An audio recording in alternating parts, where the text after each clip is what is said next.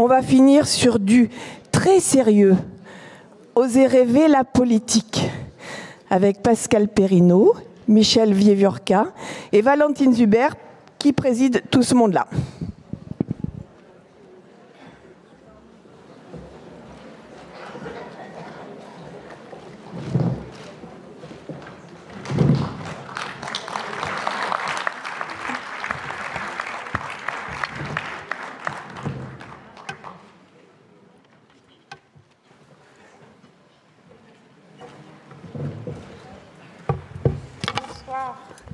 À toutes et à tous, je vois que vous êtes encore très très nombreux et c'est un vrai plaisir que de vous savoir avec nous pour cette dernière table ronde extrêmement importante en ces prémices de la campagne présidentielle et des thèmes qui sont actuellement abordés et que peut-être on souhaiterait moins visibles.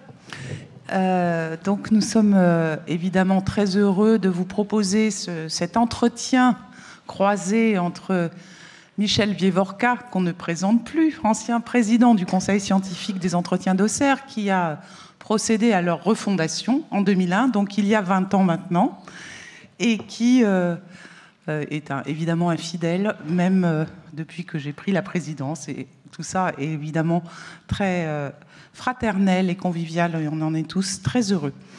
Michel vient de publier un très gros livre qui va probablement nourrir aussi notre réflexion ce soir, qui s'appelle « Métamorphose ou déchéance, où va la France ?» Alors évidemment, on peut imaginer, est-ce qu'on peut rêver la France prochaine? Et c'est ce qu'il va nous dire ce soir dans son dialogue avec Pascal Perrineau. Pascal Perrineau, professeur à Sciences Po, membre du CEVIPOF, ce célèbre laboratoire de Sciences Po, qui, lui, est aussi un fidèle des entretiens d'Auxerre, membre de son conseil scientifique, et qui a publié très récemment un petit que sais-je que je vous encourage à acheter sur le comptoir qui est disponible dans l'entrée. Un petit que sais-je sur le populisme, et je pense que son analyse de ce phénomène qui n'est pas seulement français, mais international, qui n'est pas seulement récent, mais qui a des racines profondes, ce petit que sais-je doit certainement et va certainement vous éclairer à l'heure de ce choix qui nous est proposé tous les 5 ans dans notre démocratie républicaine. Donc le thème ce soir, c'est oser rêver le politique, oser rêver la politique. Et on va procéder ainsi. L'un après l'autre, ils vont faire une première analyse en une dizaine de minutes de ce qu'ils voient du politique actuellement et de l'opportunité qu'il y aurait de rêver une autre politique. C'est le moment du débat. Et puis ensuite, un certain nombre de questions qu'ils se poseront entre eux ou que moi-même je leur poserai permettra d'avancer dans cette exploration. Il y aura un long temps de débat, une demi-heure, donc préparez vos questions. C'est le moment, c'est vraiment l'assemblée citoyenne là, que nous formons tous ensemble, et j'espère vraiment que les idées vont fuser, les questions vont s'échanger et que nous en sortirons avec plus de confiance et aussi plus d'assurance dans la nécessité de la politique par les temps qui courent. Donc je donne tout de suite la parole à Michel et ensuite je suis maître du temps et je donnerai la parole ensuite à Pascal, absolument. Merci, bonsoir à tous. C'est une grande joie pour moi d'être ici et vraiment je voudrais te dire devant tout le monde à quel point je suis heureux d'être à tes côtés et à ceux de Pascal ce soir. Et puis je reconnais ici et là dans la salle quelques amis, ça fait très très chaud au cœur. Alors je vais présenter 4 ou 5 points, c'est plutôt histoire de lancer une discussion, puisque c'est là ce qui nous est proposé, plutôt que d'affirmer ou de faire un exposé trop construit. Je vais partir de ce qui est peut-être le plus loin de ce qui va nous animer. Je vais parler de ce que peut vouloir dire en premier lieu l'idée de le mot rêver. Pour moi, rêver, c'est d'abord une activité individuelle qui implique un état singulier, à commencer par le sommeil. voyez que je suis assez loin de la politique. Que rêver a toujours eu une fonction, dans tous les temps on y a pensé, et je sais, je n'étais malheureusement pas là auparavant, mais je sais qu'il y a eu des échanges à propos de la psychanalyse, donc je vais être très rapide là-dessus, mais enfin quand même, avant Freud, avant la Traumdeutung, le rêve, ça renvoie à des choses magiques ou absurdes, et puis Freud nous dit non, ça fait sens. Il va falloir élucider les processus psychiques qui sont à l'œuvre dans le rêve, pas les processus politiques. Le rêve est alors réalisation de désirs refoulés. Il a à voir avec l'inconscient. Il peut en permettre plus ou moins bien la connaissance. Il va apporter une satisfaction, ou non d'ailleurs. Il aura un contenu manifeste, un contenu latent. Je ne m'étends pas sur tout ça, mais c'est important pour bien marquer la distance avec la politique dont je vais vous parler ensuite. Le rêve, c'est un travail qui comporte condensation, déplacement, figuration, élaboration secondaire, et évidemment, le travail du rêve, ça peut prendre aussi la forme du cauchemar. Voilà, si vous voulez, des choses qui me semblent assez éloignées de la politique, mais je voudrais dire pourquoi j'ai tenu à commencer ainsi. C'est que associer rêve et politique, c'est faire intervenir l'idée d'inconscient, c'est-à-dire faire intervenir l'idée de ce qui échappe, en tout cas le rêve tel que je viens de l'évoquer, à la conscience pour penser la politique. Et je vais me référer ici à une critique qui a été faite à Freud, et je serai du côté de cette critique, même si je ne suis pas du tout, évidemment, indifférent à la psychanalyse, je vais me situer du côté de Sartre. Parce que Sartre et d'autres, Alain, un autre philosophe, ont été très critiques vis-à-vis de Freud, en tout cas s'il s'agit de la politique, en disant si notre action est irresponsable, puisqu'elle a quelque chose à voir avec l'inconscient, alors nous ne sommes pas des êtres libres, nous ne sommes pas des êtres responsables. Et donc nous agissons en politique, mus par quelque chose qui échapperait, ce qui est possible d'ailleurs, enfin qui échapperait à notre conscience. Et donc, ne soyons pas mus par l'inconscient, c'est en gros la leçon de Sartre, pour le simplifier. Il y a une phrase de Sartre que je cite, « L'inconscient n'est que la mauvaise foi personnifiée ». Il y allait vraiment très fort. Bien. Et donc, transposons cette critique à la vie politique, c'est ça qui m'intéresse. Le rêve fait problème parce qu'il fait de nous des êtres non libres d'agir. Il fait de nous des êtres mus de façon non responsable. Et donc, si nous voulons faire de la politique en nous projetant avec conscience et sens de la responsabilité vers le futur, il faut peut-être prendre quelques distances par rapport à la pensée freudienne. Donc, je dis ça, c'est mon point de départ. Je serais plutôt du côté de Sartre, c'est-à-dire que je m'intéresserai plutôt, c'est un peu fade peut-être, à ce qui est accessible et donc à ce qui est inaccessible, pour reprendre le terme qu'a évoqué juste avant nous sur cette table ronde Stéphane. Alors, ma deuxième remarque, tout ça ne veut pas dire que tout ce qui semble avoir mal à partir avec l'idée de rêve, les utopies, les mythes, les idéologies, serait inutile. Mais ça veut dire que si nous voulons penser la politique en citoyen, et même du point de vue de l'action, si nous voulons penser la capacité d'inventer, d'imaginer, mieux vaut ne pas trop régler ses comptes avec le passé.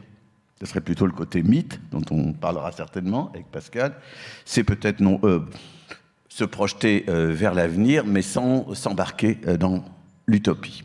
Alors, deuxième remarque, quelques mots sur l'utopie. Je vais essayer de tenir mes 10 minutes. Les utopies, c'est souvent des systèmes clos qui sont dessinés, en tout cas les grandes utopies classiques. Des systèmes fermés, isolés, des îles. Très souvent, les utopies se présentent souvent comme des îles, avec un pouvoir, avec une vie sociale qui est supposée atteindre la perfection. Et on sait très bien que l'utopie, ça peut être un simple procédé pour décrire quelque chose qu'on n'a pas le droit de décrire. Je me souviens avoir rencontré en Chine quelqu'un qui décrivait l'apartheid en Afrique du Sud. Et c'était assez utopique ce qu'il décrivait, enfin, ou anti-utopie. Mais c'était pour décrire la Chine. Mais simplement, comme il savait qu'il aurait des ennuis avec le pouvoir s'il disait directement « je vais vous parler de la Chine », il décrivait un monde comme ça un peu lointain. Et donc, les utopies, je pense que nous en parlerons aussi, le problème c'est qu'elles sont magnifiques en amont, tant qu'elles ne se sont pas réalisées, mais que quand elles se réalisent, elles débouchent très souvent sur l'horreur. On en parlera. Est-ce qu'il peut exister, d'un point de vue politique, des utopies plus ouvertes, plus créatives, des utopies qui laisseraient la place, je dirais justement, à la subjectivité des uns et des autres? Je pense que oui, et là je voudrais juste citer un auteur qui m'avait beaucoup intéressé dans les années 70, je ne sais pas si on peut encore le relire avec autant de plaisir que j'avais eu à l'époque, c'était Ivan Illich.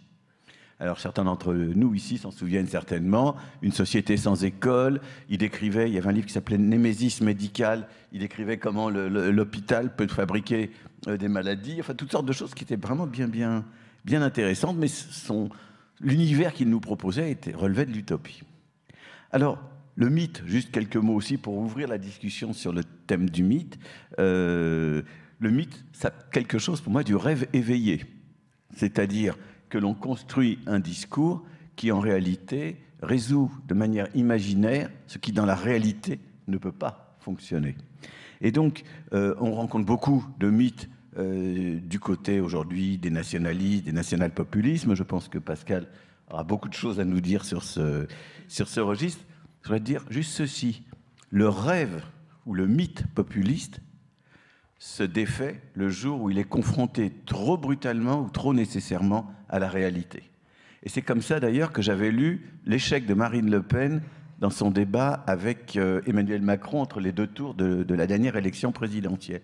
On a donné toutes sortes d'explications de cet échec, on a dit peut-être qu'elle n'était pas dans un état normal, qu'elle était fatiguée, Non, moi je pense que il lui fallait se heurter à la réalité, parler de la vie économique de manière réelle, et qu'elle n'était pas du tout prête, parce que son discours était mythique, justement. Et donc, ça ne veut pas dire d'ailleurs qu'un rêve populiste, quand il se défait, laisse la place à des discours plus proches du réel. Ça peut laisser la place à d'autres rêves populistes. C'est peut-être ce que nous sommes en train de vivre en ce moment avec Éric Zemmour. Là aussi, je pense que Pascal pourra en parler mille fois mieux que moi. Et puis le rêve, c'est pas seulement un discours mythique, ça peut être aussi un discours idéologique. C'est pas tout à fait la même chose. C'est-à-dire non pas résoudre de façon imaginaire des problèmes qu'on ne sait pas résoudre, mais plutôt proposer un discours qui repose sur des présupposés qui sont tout simplement irréalistes, qui sont tout simplement faux ou inexacts. Et je dirais qu'en France, nous avons un discours qui fonctionne sur un mode très idéologique. C'est l'idée à gauche que la gauche française est social-démocrate. Ça, pour moi, c'est une idéologie, dans la mesure où la gauche française n'a jamais été social-démocrate. En tout cas, si on veut donner un sens précis au mot, la social-démocratie, c'est la force politique posée sur une force sociale ouvrière, syndicale. Les grandes social-démocraties sont toutes construites de cette manière-là. Jamais en France, ou si peu, le parti socialiste, le parti communiste c'est autre chose, mais c'est pas non plus une social-démocratie, mais jamais le parti socialiste n'a été social-démocrate, au sens de poser sur un mouvement social, sur un mouvement ouvrier fort. Et donc, je crois aussi que le rêve peut inclure des dimensions d'idéologie. Donc, je distingue un peu mythe et idéologie, mais là aussi, je serais très très heureux d'échanger avec Pascal Perrineau sur ces questions. Alors, est-ce qu'on peut vivre sans mythe, sans idéologie, sans éléments qui nous projettent vers l'avenir? Je pense qu'on a vécu, et je vais terminer là-dessus, comme ça je ne serai pas trop long, on a vécu depuis une bonne trentaine d'années sous le règne de ce qu'un de nos collègues historiens, François Hartog, appelle le présentisme. C'est-à-dire qu'on ne s'intéresse pas au présent, à autre chose qu'au présent, on est dans l'actualité, on ne se projette pas vers l'avenir et on ne s'intéresse pas vraiment en réalité à l'histoire. Et donc tout est ramené au présent, à l'actualité. On a beaucoup vécu comme ça et que, évidemment, plus on est dans le présentisme, plus on est comme ça, pris complètement englué dans l'actualité, et moins, me semble-t-il, on rêve, évidemment. Je pense que nous sommes peut-être en train de commencer à sortir de cette période. J'en donne deux tout petits exemples, c'est peut-être des mauvaises illustrations, mais qui m'ont frappé. Le premier, et ça se passe à droite d'ailleurs, le premier c'est Édouard Philippe. Il crée un parti politique, il l'appelle Horizon. Ça m'a intéressé le choix du terme. Hein. C'est pas parti républicain ou démocrate ou de gauche, non, c'est horizon. C'est-à-dire, je me définis, après, on n'est pas obligé d'être d'accord avec son projet, bien sûr, mais je me définis par rapport à ce qui est au loin. Puis la deuxième chose qui m'a frappé, mais là j'ai aussitôt bondi parce que j'ai trouvé que c'était pas très sérieux, c'est quand le chef de l'État, Emmanuel Macron, a proposé un plan essentiellement en matière énergétique pour 2030. Pas mal. Alors je me suis dit, ah ben, il se projette vers le lointain, justement, donc il y a un peu de rêve. Et puis là, j'étais en colère parce que je me suis dit, mais il se fiche un peu du monde. Il a nommé quelqu'un haut commissaire au plan, et le haut commissaire au plan, apparemment, n'a même pas été consulté pour nous aider à nous projeter aussi loin. Donc, c'est peut-être, comment dirais-je, c'est peut-être juste des discours. Donc voilà, moi, les quelques remarques que je voulais faire pour lancer une discussion avec Pascal. Comment retrouver la capacité, c'est un peu paradoxal, hein, Pascal, comment être capable de se projeter vers l'avenir, donc d'avoir en tête quand même des choses qui sont un peu de l'ordre de l'utopie, sans verser dans l'idéologie, comment parler du passé sans verser dans le mythe, et comment la politique peut-elle se construire ou se reconstruire aujourd'hui. Et puis cette question que tu posais aussi au début, est-ce que le rêve est la négation de la liberté ? Et je pense qu'on a pu y réfléchir pendant toute la journée aussi à travers ces exemples des peuples premiers et aborigènes et papous de Nouvelle-Guinée. Et donc cette question se repose encore ce soir. Pascal.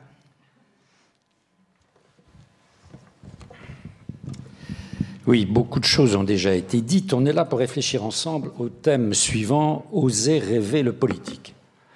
Alors quand on regarde ça, sans remonter à Mathusalem, on s'aperçoit qu'on a beaucoup rêvé le politique. Hein, en particulier au 19e et au 20e, on a beaucoup, peut-être trop, rêvé le politique. Alors ce rêve, en matière politique, il a eu tout de même quelques effets positifs. Le passage par le rêve, par l'utopie, par le projet ambitieux qui vous projette dans un avenir lointain, ça a eu une certaine fécondité en termes d'acquisition des libertés. On rêve la liberté avant de l'obtenir. On rêve le partage ou l'égalité avant de l'obtenir. Donc il y a eu des effets positifs de ce détour par le rêve, et parlons ici du rêve collectif, même si sur le rêve individuel j'aurais des choses à dire. Je ne crois pas que le rêve empêche la liberté, tout au contraire, parce que le rêve, ça libère en vous l'autre qui est en vous. Hein, c'est la fameuse formule « je est un autre ». Hein, ça vous fait découvrir, mettre le doigt sur l'altérité qui est en vous, et donc ça décuple votre propre liberté individuelle. Hein, du moins, c'est comme ça que je le lis. Alors, en matière politique, en effet, le rêve est très, très ancien. Hein. Je lisais cet été un livre d'un Anglais aux États-Unis sur ce qu'ils appellent utopianisme, hein, le courant utopique. Et quand on lit ce bouquin extrêmement savant, on s'aperçoit au fond que c'est aussi vieux que l'humanité.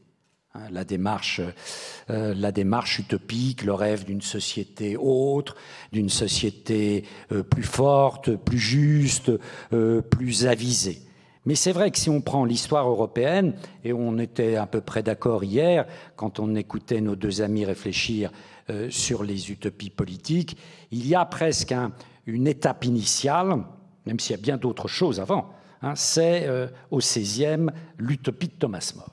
Qui, à cet égard, marque dans la nombreuse littérature de l'utopie véritablement quelque chose de très important, où un citoyen anglais, au cœur d'une société dure, inégalitaire, la société anglaise, rêve d'un autre monde. Mais attention, quand on regarde, du moins dans la deuxième partie de l'utopie, quand on regarde, il faut aller voir... Et là, la semaine dernière, j'ai été revoir l'utopie.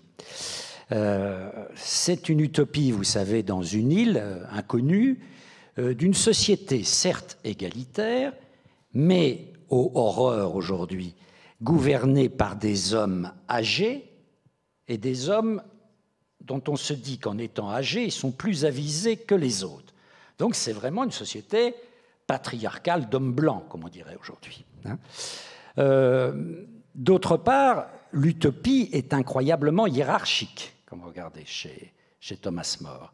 Elle est patriarcale, elle est hiérarchique, elle est autoritaire. Elle est très autoritaire.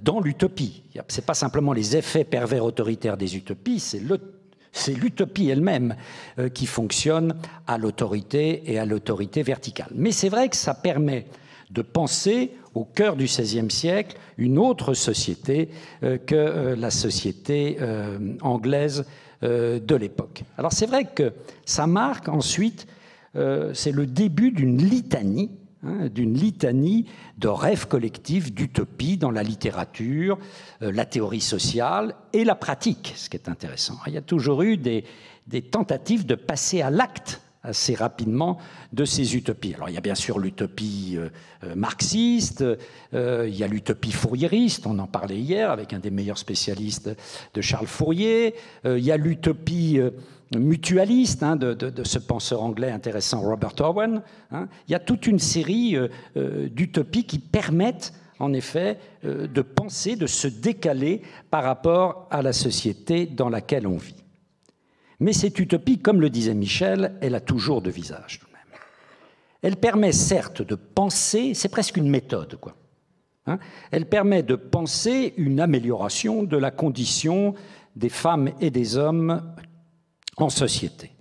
Elle permet de penser autre chose que l'existant.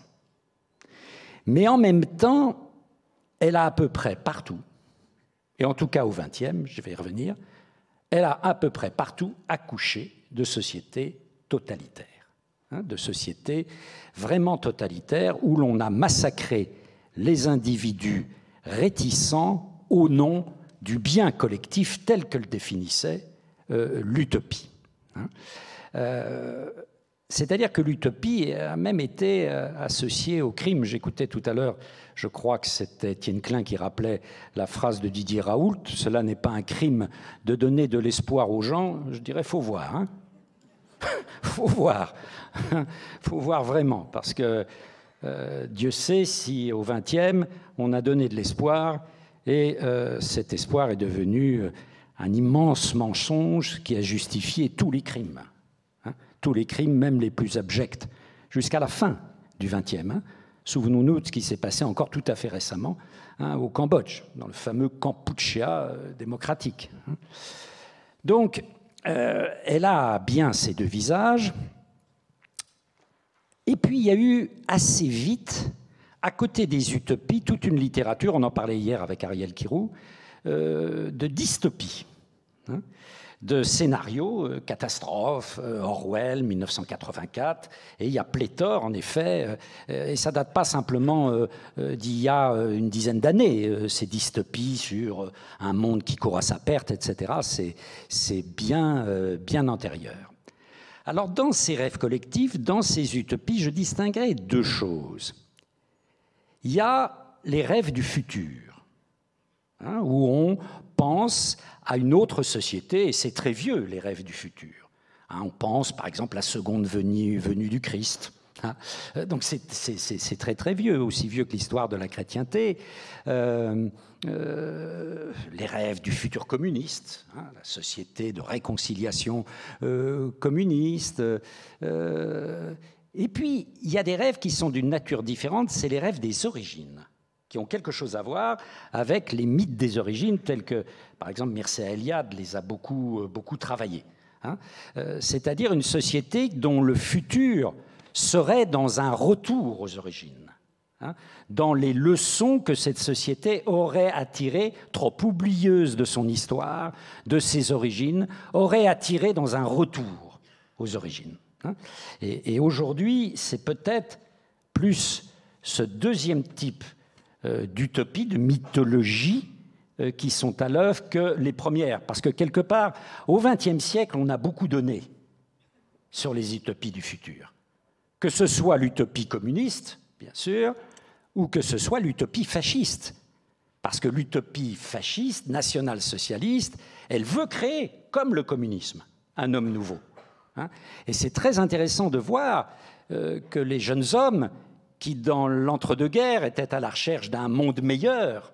Il y a un petit opuscule très intéressant de Pierre Drieux-La Rochelle, que vous connaissez plutôt comme romancier d'habitude. Mais Pierre Drieux-La Rochelle a écrit un livre qui s'appelle « Socialisme fasciste ». Et c'est très intéressant quand vous le lisez, il n'est plus dans le commerce, parce que ça doit être interdit, mais c'est très intéressant quand vous le lisez, parce que vous avez un jeune homme qui se dit, voilà, il faut sortir de l'existant, qu'il trouve médiocre, inégalitaire, injuste, sans imagination, saisi par la corruption. Vous voyez, on a l'impression presque d'être aujourd'hui, quoi. Bon. Et d'un jeune homme qui dit, voilà, au fond, j'ai deux utopies pour en sortir. L'utopie socialiste, d'un côté, et de l'autre côté, l'utopie fasciste. Et lui choisira la deuxième. D'autres choisiront la première. Et d'autres, d'ailleurs, pourront avoir choisi la seconde, le communisme, pour venir ensuite au fascisme. C'est l'itinéraire de Doriot, qui est au fond le créateur du seul vraiment parti fasciste français, membre du bureau politique du Parti communiste français, qui avait cru véritablement avec toute son âme au rêve communiste et qui ensuite, en effet, tombera avec pas mal de ses camarades dans le rêve fasciste jusqu'à mourir sous l'uniforme allemand dans le sud de l'Allemagne. Et il y a une, vous voyez, c'est pas une équivalence, mais il y a une gémellité au XXe siècle entre ces deux utopies et,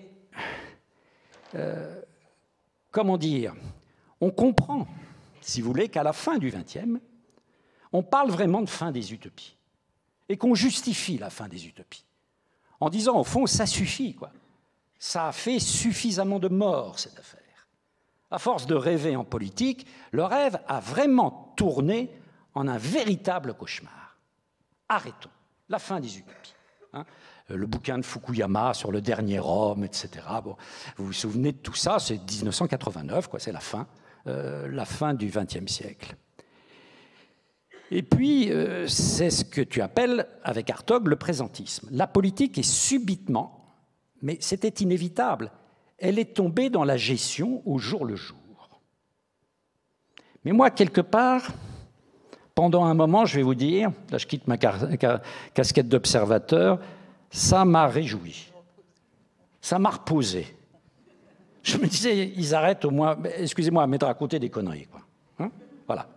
Ils en racontent d'autres, mais voilà. Ça suffit, on nous a assez menti, quoi.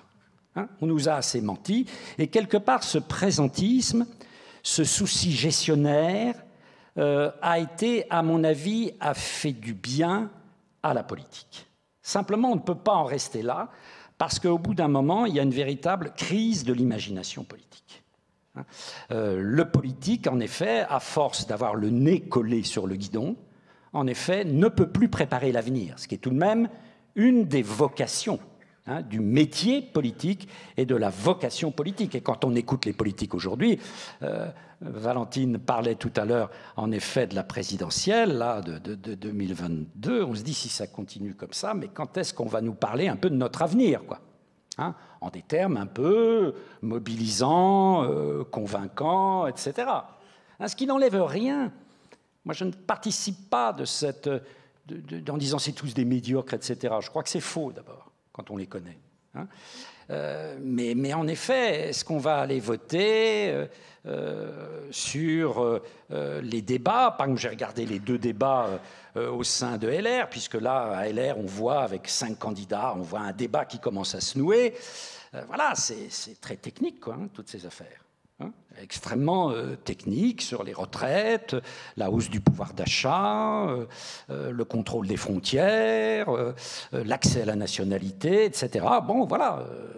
Et on sent très bien que les Français, pour sortir de cette crise de défiance vis-à-vis de la politique, ont besoin qu'on fasse un détour. À nouveau, est-ce que c'est par l'utopie? Je ne sais pas. Mais qu'on fasse un détour par un rêve collectif. C'est-à-dire que les hommes et les femmes politiques nous expliquent, et là je viens à ce que tu disais à la fin de ton intervention, Michel, à l'horizon de 10 ans, voilà où je veux vous emmener. Voilà quels sont les scénarios possibles dans les 10 ans qui viennent. Voilà quels sont les différents moyens qu'il faudra mobiliser pour arriver à tel ou tel objectif. Et ensuite, vous choisissez. hein. Pour l'instant, on n'en est pas là, parce que les hommes et les femmes politiques, il faut bien les comprendre aussi, ont été échaudés au XXe siècle. Ils ont été vraiment échaudés. Je crois que l'état de sinistrose et de faiblesse incroyable de la gauche aujourd'hui, c'est ça. Parce que la gauche a été plus travaillée que la droite par l'utopie. Hein, parce que l'utopie fasciste, bon, c'était tout de même il y a un certain temps. L'utopie communiste, socialiste, c'était hier. Et des hommes qui sont là encore aujourd'hui ont beaucoup participé à cette utopie portée par la gauche. Et la gauche a été obligée de dessouler, quoi. C'était les fameux déçus du socialisme. On disait dans les années 80, les déçus du socialisme. Parce qu'en effet, les Français ont vu, une fois que la gauche est au pouvoir, elle a été tout de même au pouvoir avec Mitterrand pendant 14 ans, ben voilà, le socialisme, une idée qui fait son chemin. Vous vous souvenez de l'affiche de Mitterrand en 1981 ? Ben oui, le chemin est long, hein, parce qu'on n'y est toujours pas. Hein, voilà. Donc, vous avez là, comment dire, une des raisons, je crois, profondes de l'incroyable dépression de la gauche. Et ça va durer un certain temps. Parce qu'avant de se réinventer, de l'eau va couler sous les ponts. Parce que la gauche est plus atteinte que la droite par le présentisme. Dans sa tradition, la droite a toujours été, a eu une culture gestionnaire. Hein, confiez-nous les affaires, nous on sait, etc. Voilà. Bon, bien sûr, c'est pas très exaltant, mais on sait gérer les affaires. Tandis que la gauche, elle disait, on gère les affaires pour changer le monde, conformément au message utopique qu'on vous a adressé. Hein. Et là, la déception a été telle qu'avant que la gauche réinvente un logiciel, de longues décennies vont se dérouler. Merci, merci beaucoup de ces analyses et de cette relecture, effectivement, de cette fin des utopies. Il me semble pourtant qu'il y a des utopies et des rêves qui s'expriment dans la société actuellement et que vous n'avez pas encore évoqués, mais peut-être est-ce le moment. J'en choisirai deux peut-être. D'une part, puisqu'on sort de la COP 26, l'utopie, enfin le rêve de réversion de ce grand effondrement que certains nous annoncent, et donc une utopie d'un développement durable, d'une décroissance acceptée et acceptée par les acteurs, y compris dans les pays les plus développés. Et puis il y a aussi l'utopie européenne, et il me semble qu'au début de son quinquennat, le président Macron avait peut-être dans un souci justement de remplacer ou de recréer un grand récit qui avait petit à petit disparu avec la fin des grandes utopies politiques.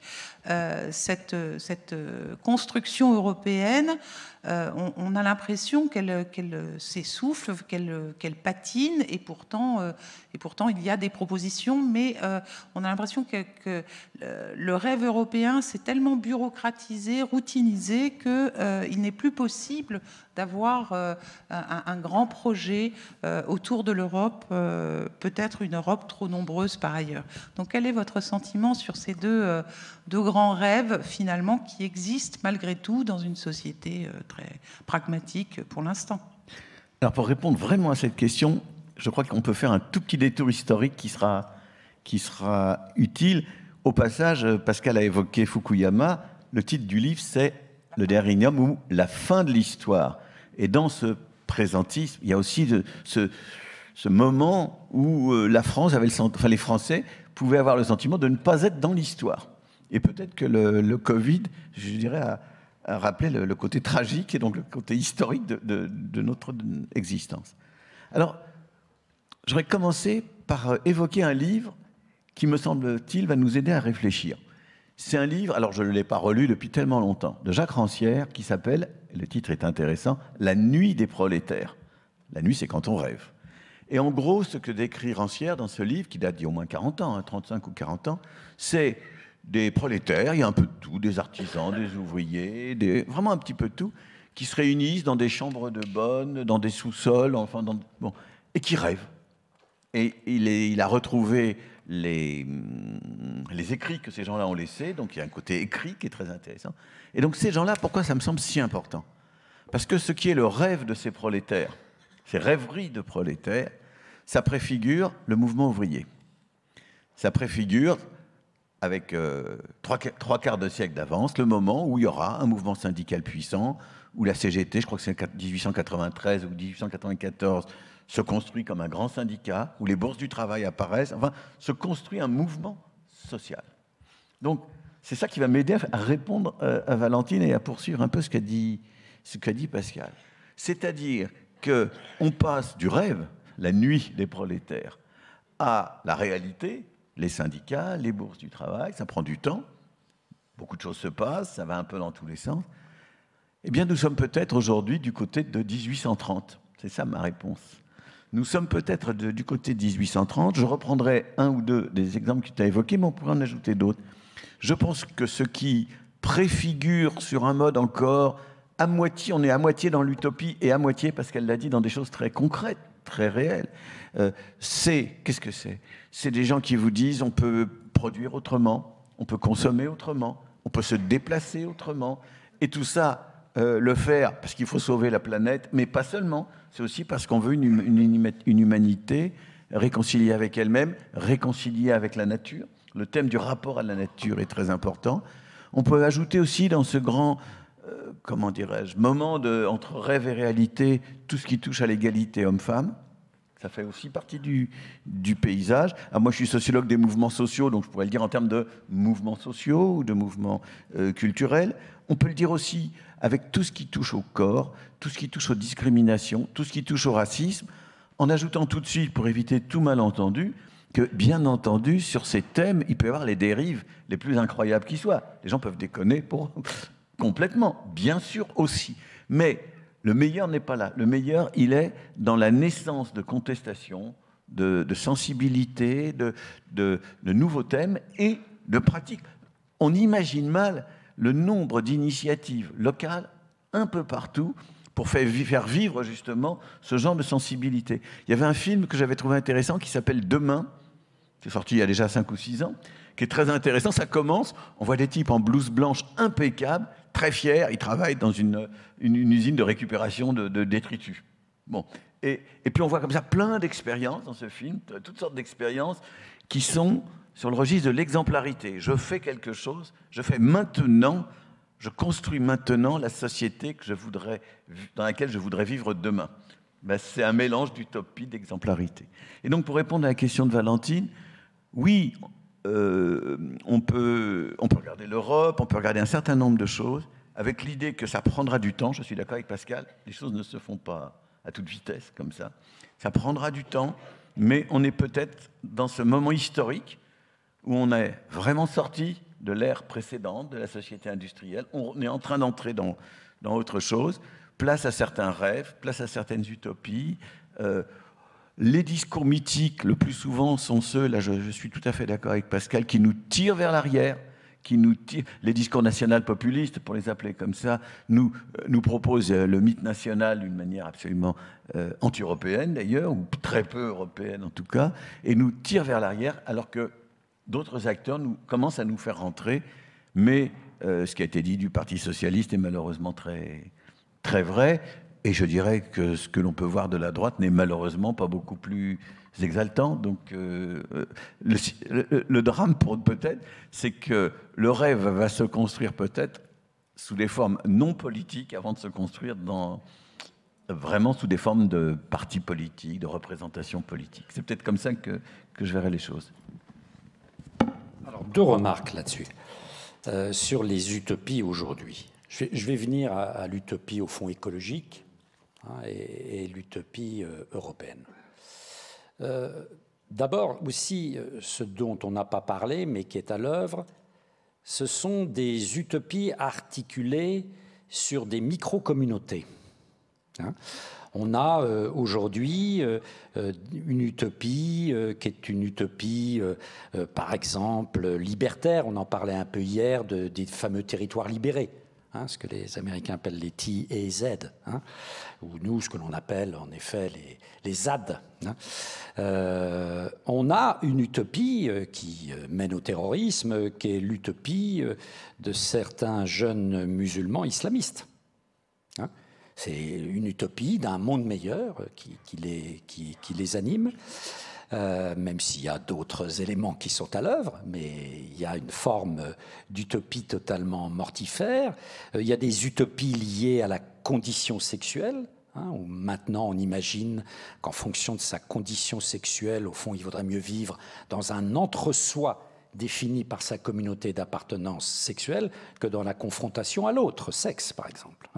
Donc il y a, comme ça, à l'œuvre, des utopies articulées sur des communautés, ce qui est bien dans l'esprit du temps, d'une certaine manière. Et puis, ce dont tu parles, c'est différent. C'est pour moi des utopies du monde global. Que ce monde, l'utopie écologique est liée d'une certaine manière. L'écologie n'a pas de frontières. C'est une utopie d'un monde global qui trouverait dans des instruments de régulation mondiale. Qu'est-ce que c'est que les COP? C'est un instrument supranational de tenter de réguler le monde. Voilà, le monde. Il y avait des dizaines de milliers de personnes à Glasgow venues des pays du monde entier pour tenter d'émettre des règles qui permettent d'atteindre les objectifs à brève, moyenne ou plus lointaine échéance. Donc c'est une utopie du monde global. L'Europe, d'une certaine manière, c'est aussi une utopie du monde global qui apparaît, elle est apparue bien sûr avant dans les années, elle se concrétise dans les années 50 et qui cherche à éviter, qui cherche deux choses au fond. À éviter la guerre qui a accompagné la résurgence des nationalismes et à installer de manière durable la paix en Europe, et puis à réinitier une croissance vigoureuse qui permettra aux États-providence qui se mettent en place après la guerre d'améliorer la condition des dominés, pour parler rapidement. Et on voit bien que l'Europe rentre en crise quand la guerre réapparaît sur le continent européen. Aujourd'hui, elle est là, à nos portes. Et quand nous ne sommes plus dans des sociétés de croissance, c'est-à-dire que nos États-providence sont à bout et ne peuvent plus initier des croissances durables qui permettent de répartir autrement les fruits de la croissance économique, surtout quand elle est relativement ténue. Au fond, ce que je voudrais dire, en réfléchissant au sujet, c'est que les utopies, qu'est-ce que c'est profondément dans le domaine politique? C'est souvent, ou la plupart du temps, des gens qui rêvent la nuit, des dominés qui rêvent la nuit aux instruments de leur libération. La nuit des prolétaires. Et qui imaginent, en effet, comment, dans une société autre, on pourrait améliorer profondément leurs conditions. Alors, je voudrais faire, encore 4 minutes, je voudrais faire un tout petit détour par une analyse de sciences politiques qui me semble, il y a beaucoup de choses en sciences politiques qui ne sont pas passionnantes, mais de temps en temps, on tombe sur des perles. C'est comme en sociologie, c'est pareil à mon avis. C'est la théorie des clivages. C'est-à-dire, c'est un Américain et un Norvégien, Lipset et Rokkan, qui ont dit, au fond, d'où viennent nos clivages politiques. Et il l'explique de la manière suivante. Il dit les clivages sont nés dans des processus de révolution longue, les révolutions nationales, c'est-à-dire la constitution d'États-nations sur plusieurs siècles, et puis la révolution industrielle. Bon. Et il dit ces deux processus révolutionnaires ont créé des clivages très durables qu'on connaît encore aujourd'hui. Par exemple, sur la révolution nationale, il y a des nations qui se sont construites à partir du centre, d'autres, beaucoup plus rares, à partir des périphéries. Et donc, il y a un clivage entre centre et périphérie. Il y a des partis extrêmement centralistes, il y a des partis de défense de la périphérie, les partis régionaux, ce qu'on appelle les nationalismes périphériques, etc., qui tout de même font trembler sur leurs fonds baptismaux des tas de pays. Regardez l'Écosse en Grande-Bretagne, regardez la Catalogne en Espagne, et la Corse en France. Bon. Donc, clivage centre-périphérie. Il y a des États, des systèmes qui sont construits beaucoup à partir de l'État, et il y a, comme la France, l'État républicain, et puis il y en a d'autres qui se sont construits beaucoup à partir du rôle des églises, églises protestantes, églises catholiques, dans certains pays, etc., avec un clivage entre les partis laïques et les partis religieux. Et puis à cela est venue s'ajouter la révolution industrielle. La révolution industrielle qui a créé deux grands clivages, les clivages entre les prolétaires et les possédants, les partis du mouvement ouvrier, qui définissaient leur identité politique à partir d'une base sociale, et les partis dits bourgeois. Vous savez que les partis de droite, dans beaucoup de pays d'Europe du Nord, on les appelle partis bourgeois. Voilà. Et puis, l'opposition, la révolution industrielle avait besoin de nourrir ces industries en bras, et donc il y a eu une opposition entre le secteur primaire, l'agriculture, et le reste, le secondaire et le tertiaire. Et c'est les partis paysans, d'un côté, qui continuent à exister dans de nombreux pays, qui ont joué un rôle très important, par exemple dans l'Europe centrale et l'Europe orientale, mais aussi dans certains pays de l'Europe nordique, et des partis de défense beaucoup plus des intérêts citadins. Je crois qu'aujourd'hui, et à chaque fois, vous voyez, sur un versant de ces clivages, les dominés organisent des utopies. Les prolétaires pensent à des utopies de libération. Les agriculteurs, de plus en plus dominés, pensent, au travers des partis paysans, ressuscitent des utopies communautaires. Il y en a eu énormément dans les années 30. En France, il y avait un mouvement qui était le mouvement de Dorgère, par exemple, qui était porteur de ce type d'utopie. Et puis, maintenant, au fond, on a un troisième processus révolutionnaire. C'est la révolution post-industrielle et la révolution du monde global. La globalisation économique, politique, culturelle est une réalité que l'on vit tous les jours. Mais attention, comme toujours, quand il y a un clivage, il faut voir l'autre versant du clivage. Et il y a, dans tous nos pays, dans le monde entier, une résistance à cette globalisation. Une résistance à la globalisation économique, à la globalisation politique, c'est-à-dire le fait que les tâches d'agrégation du politique, là où on fait de la politique depuis des siècles, c'est la nation. Or, on fait de moins en moins de politique au niveau de la nation. On le fait au niveau de l'Europe, au niveau des instruments de gouvernance mondiale, de plus en plus. La COP26 en est un, parmi d'autres.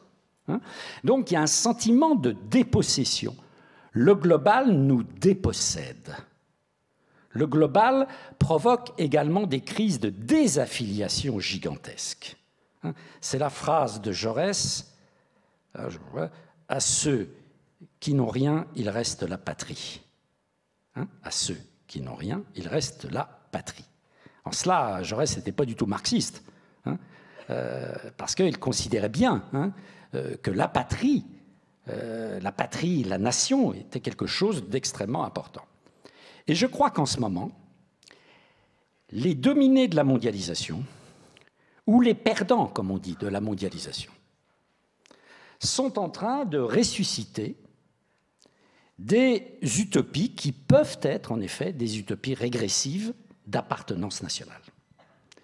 Et on est au cœur du défi gigantesque que les nationalismes et les populismes lancent à nos systèmes. Mais si vous voulez, au-delà des démagogies, des excès, des délires, de l'aspect condamnable de tel ou tel, il y a un véritable clivage avec lequel il va falloir faire. Parce que ce clivage entre le global et le national est devenu notre réalité. Il faut savoir que du côté du national, ça s'organise, quoi. Ça s'organise, ça se structure, et pas simplement à droite. Parce que c'est vrai que le nationalisme est quelque chose qui, historiquement, a davantage travaillé l'espace des droites que l'espace des gauches. Mais il y a aussi un nationalisme, j'allais dire, républicain, que l'on voyait, qui était beaucoup plus lisible au XIXe siècle. Mais il y a un vrai nationalisme républicain qui est bien représenté quand on écoute des hommes encore aujourd'hui comme Jean-Pierre Chevènement. Quand Jean-Pierre Chevènement parle, c'est le nationalisme républicain qui parle. Et je crois que là, on a affaire à quelque chose dans lequel il faut reconnaître, que ça déplaise ou non, qu'il y a une forme d'utopie d'appartenance, d'affiliation nationale qui répond, au fond, très maladroitement, au sentiment gigantesque de désaffiliation qui touche de très nombreux citoyens de nos pays. Merci beaucoup de cet éclairage. Et ça me permet de rebondir sur un autre aspect encore peut-être du rêve en politique, qui serait, vous vous souvenez peut-être que nous avions reçu Stéphane Hessel ici aux entretiens d'Auxerre, une venue mémorable. Hein. Stéphane Hessel, après d'ailleurs ces entretiens d'Auxerre, avait fait paraître ce petit opuscule qui a été un best-seller absolu, qui s'appelait « Indignez-vous » et qui a beaucoup inspiré, et pas seulement au niveau local ou national, mais international. Et plein d'autres mouvements, depuis, ont tenté ce rêve international, donc qui dépasserait à la fois le global et le local, qui donc transcenderait ces deux dimensions. Et je pense à Occupy Wall Street, je pense à Nuit debout, et je pense évidemment à MeToo, mais peut-être on pourrait même intégrer l'épisode Gilets jaunes dans cette protestation transnationale qui est infrapolitique. Enfin, comment peut-on la qualifier? Elle est infrapolitique, c'est du rêve avorté la plupart du temps, puisque ça dure 1 an, 2 ans, et puis ça s'épuise. Pourquoi ce type de mouvement? Et bon, Greta, la jeune, je sais plus, suédoise, en est une autre illustration. Pourquoi ces mouvements de rêve, de protestation, vraiment de mobilisation autour d'autre chose s'épuisent ou se heurtent et disparaissent finalement? Oui, Michel. Je trouve que c'est très intéressant la façon dont la discussion tourne, parce qu'elle nous conduit à vraiment aller à ce qui me semble être le cœur des problèmes dont il faut parler aujourd'hui en politique. Alors, au passage, indignez-vous, le succès a été mondial, mais pas tellement français. En tout cas, le succès concret. Alors, oui, on a acheté le bouquin, mais le mouvement des indignados, il est d'abord espagnol. Occupy Wall Street, c'est plutôt les États-Unis, etc. Donc, au passage. Alors, je suis tout à fait d'accord avec la distinction qu'a apportée Pascal tout à l'heure entre micro et global. Hein, c'était le point de départ. Oui, un certain nombre de contestations culturelles, sociales sont mondiales, mondialisées, mobilisent des acteurs variés, des scientifiques, des jeunes, des femmes, etc. Mais tout ça est effectivement planétaire. Il y a toute une littérature qui accompagne ces mouvements, ces contestations. On ne parle pas de petites choses ici. Hein, c'est vraiment des phénomènes extrêmement importants. Et j'ajouterais simplement qu'il y a ici et là des efforts pour relocaliser ou pour articuler le global au local. Je vais le dire comme ça. Il y a même eu, dans les années 90, une expression pas très belle. Des gens rêvaient de glocalisation. Hein? Bon. Et puis, il y a des gens qui vous parlent de démondialisation. Je ne suis pas forcément en accord. C'est pas ça la question. Mais on sent très bien qu'il y a cette nécessité de circuler entre le global et le local. Mais moi, je voudrais dire vraiment quelques mots forts à partir de ce qu'a dit Pascal en introduisant l'IPSET et le thème donc des clivage. Je vais le dire brutalement, nous sommes doublement orphelins, ou nous étions doublement orphelins, du mouvement ouvrier et de la guerre froide. Alors peut-être que la guerre froide, on y revient avec d'autres, mais et peut-être avec d'autres, et sans qu'il y ait en France des acteurs aussi concernés par la guerre froide que pouvait l'être le Parti communiste à l'époque de la Grande Union soviétique. Mais en tout cas, nous sommes orphelins quand même de cette époque. Nous n'avons plus ce conflit qui structurait la vie collective, le mouvement ouvrier et, disons, les maîtres du travail. Nous n'avons plus la guerre froide, qui structurait la géopolitique mondiale. Je parle évidemment extrêmement vite. Et donc, la question pour moi, c'est comment pourrons-nous nous tourner à nouveau vers l'avenir s'ils ne se reconstruisent pas des conflits? Je ne dis pas des actes de violence, le terrorisme qu'a évoqué Pascal ou autre, ou des guerres. Nous avons beaucoup de choses de ce genre. Mais si nous ne sommes pas capables de reconstruire des conflits qui sont autre chose que ce qu'on a connu dans le passé, mais qui devraient avoir les uns des dimensions plutôt locales ou nationales, d'autres des dimensions plutôt internationales, incluant ce qu'a dit Pascal, je voudrais dire que, quand même, à l'époque où on vivait beaucoup moins bien, mais où il y avait, appelons ça comme ça, la lutte des classes, mais on parlait de lendemain qui chante, on se projetait, on rêvait. On rêvait beaucoup plus qu'au moment où on n'a plus tout ça. Et donc, je pense que la grande affaire, c'est à quelles conditions, où, comment, avec quels acteurs peuvent se reconstruire ces conflits. Et je suis très, très sensible à ce que dit Pascal, mais je ne parlerai pas seulement de globalisation. Je dirais qu'on est aussi, c'est un autre clivage, entre les identités qui sont nationales, mais qui peuvent être religieuses aussi, ce qui n'est pas la même chose, mais qui est quand même cette famille. Nous sommes entrés dans une période où la reconstruction de conflits prend des formes, pour l'instant, inquiétantes, parce qu'il s'agit d'opposer des identités aux droits de l'homme ou aux droits humains.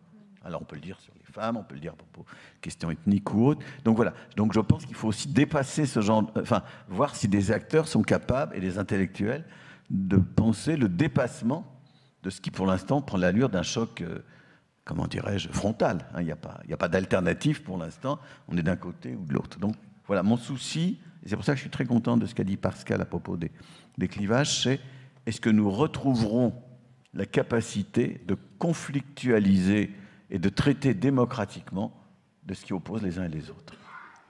Merci. Avant de donner la parole à Pascal, je voudrais souligner que c'est la première fois là, dans ce débat qu'on parle du religieux et de la ressource justement du religieux, de la spiritualité. Et n'est-ce pas actuellement ce qu'on ne vit pas justement le rêve, il serait du côté de ces désirs de spiritualité, de ces remobilisations religieuses qui prennent des effets culturels et qui peuvent être aussi conflictuels. Et vous avez parlé de la fin de l'histoire, mais vous n'avez pas parlé de la réponse à la fin de l'histoire, qui a été le clash des civilisations de Huntington, et qui, là aussi, a posé cette question. Est-ce que les grands récits politiques n'ont pas été remplacés par des survalorisations des grandes identités civilisationnelles ou religieuses? Donc, est-ce que, Pascal, tu pourrais peut-être un peu avancer là-dessus, et puis dans quelques minutes, nous vous donnerons bien entendu la parole. Non, le vecteur religieux reste un instrument de mobilisation de masse, pas tellement en Europe, mais quand on regarde par exemple ce qui se passe en Amérique latine, moi j'étais au Brésil au moment de la dernière élection présidentielle qui a vu l'élection de Bolsonaro, c'était absolument frappant. Les forces qu'il y avait derrière Bolsonaro, c'était des forces de l'Église évangélique, et qui jouait un rôle et qui est en train de tailler des croupières d'ailleurs à l'Église catholique au Brésil, et qui étaient des forces de mobilisation tout à fait impressionnantes derrière cet individu incertain qu'est le président brésilien. Je voudrais faire un petit détour, mais en Europe, on ne peut pas dire la crise tout de même des appartenances religieuses, l'individualisation du croire, comme dit Daniel Hervieux-Léger, fait qu'en effet, comme instrument de mobilisation collective, le religieux est une arme assez faible. Alors, ce qui ne veut pas dire qu'il n'y ait pas des micro-communautés qui se mobilisent. On l'a vu en particulier dans la lutte contre le mariage pour tous, où là, le référent religieux identitaire était, même chez les jeunes, parce que j'étais frappé, moi j'allais voir en tant qu'observateur les manifestations contre le mariage pour tous dans les rues, et ce n'était pas simplement des vieux barbons sortis de leur église, pas du tout. Il y avait énormément de jeunes catholiques qui retrouvaient une espèce de fierté identitaire dans la mobilisation dans la rue.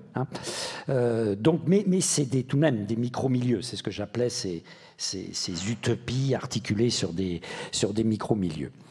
L'utopie comme instrument d'émancipation et d'organisation de celles et ceux qui se considèrent comme dominés pose tout de même le problème des bases sociales des utopies. Beaucoup d'utopies aujourd'hui ne concernent pas uniquement des dominés. Il ne faut pas croire que l'utopie écologique organise par exemple les gens qui sont particulièrement victimes des déséquilibres écologiques de la planète. C'est un mouvement, quand vous regardez, qui a une dimension davantage couche moyenne, couche bourgeoise, à fort capital intellectuel. Il suffit de regarder là où les Verts rencontrent le succès électoral. C'est dans des grandes métropoles de cadres supérieurs et de villes étudiantes. Hein, ce n'est pas dans les villes ouvrières ou dans les campagnes que ces forces écologistes, et je regardais la semaine dernière les intentions de vote en faveur de Yannick Jadot, c'est un des électorats les plus bourgeois de tous les électorats, vous voyez. Donc il y a un problème tout de même de base sociale, où sont organisés les espoirs des dominés, les attentes des dominés. Alors, pendant longtemps, les couches supérieures, intellectuelles, se mettaient aux côtés des espoirs des dominés, parce que les espoirs des dominés étaient des espoirs de partage universel. C'était gratifiant d'être aux côtés de la classe ouvrière. C'était les fameux compagnons de route du Parti communiste. On se battait pour être aux côtés des organisations dites du mouvement ouvrier. Ces ouvriers, aujourd'hui, ils continuent à exister. Ils ne sont plus les mêmes, bien sûr, mais ils continuent à exister. Les employés continuent à exister, mais leurs préférences ont beaucoup changé. Hein. Et ce sont des préférences qui, en effet, se situent beaucoup sur le terrain de retour à des identités nationales assez fortes. Hein. Assez fortes. Il y a une... Alors pourquoi? Peut-être parce que ces couches populaires qui, pendant des décennies, en particulier depuis de l'après-guerre, avaient été organisées par le mouvement communiste ou surtout en Europe par les mouvements sociaux-démocrates dans un espoir de promotion collective, ont eu pendant des décennies l'impression de former de vraies collectivités. Hein, ce qu'on appelait la conscience de classe. Hein. Ils constituaient de vraies communautés, il y avait une fierté ouvrière. Moi, je suis né dans une commune ouvrière, je vous assure que la fierté des hommes du fer en Lorraine, c'était vraiment quelque chose. Vraiment quelque chose. Hein. La classe ouvrière lorraine, c'était pas n'importe quoi. Hein. Il y avait un sentiment de collectif, d'appartenance, de fierté. Hein. Aujourd'hui, quand je retourne dans le village où je suis né, vraiment, tous les enfants des hommes du fer sont plutôt abstentionnistes ou Rassemblement national, ou Gilets jaunes. Voilà. Hein. Donc, leur système de préférence a énormément changé, et dans un monde où ils se sentent complètement abandonnés, non reconnus, laissés sur le bord du chemin, oui, ils sont séduits par l'appartenance nationale. L'appartenance nationale est pour eux une manière d'exister, de dire encore là, nous sommes présents. Hein, je crois que c'est Touraine qui avait dit il y a de nombreuses années maintenant, il faut bien comprendre ce qui se passe dans ces milieux populaires, touchés par le chômage de masse, dans lequel on n'a plus d'identité sociale, d'identité par le travail. Et quand on n'a pas d'identité par le travail, qu'est-ce qui reste? Hein? Il reste, disait Touraine, il reste l'identité par ce qu'on appelle aujourd'hui le genre. Hein, mais les jeunes ouvriers masculins, vous voyez aujourd'hui, être un jeune prolo au chômage, hein, c'est pas ça qui va vous donner un statut. Hein. Et Touraine disait, c'était un des premiers à avoir dit ça, ce qui reste, au fond pour eux, c'est l'identité nationale. Hein. C'est-à-dire, ils existent en tant que Français.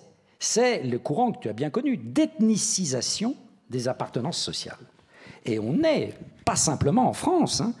En Autriche, c'est la même chose, en Allemagne, c'est la même chose, en Italie, c'est la même chose. On est dans un profond mouvement d'ethnicisation hein, des appartenances sociales.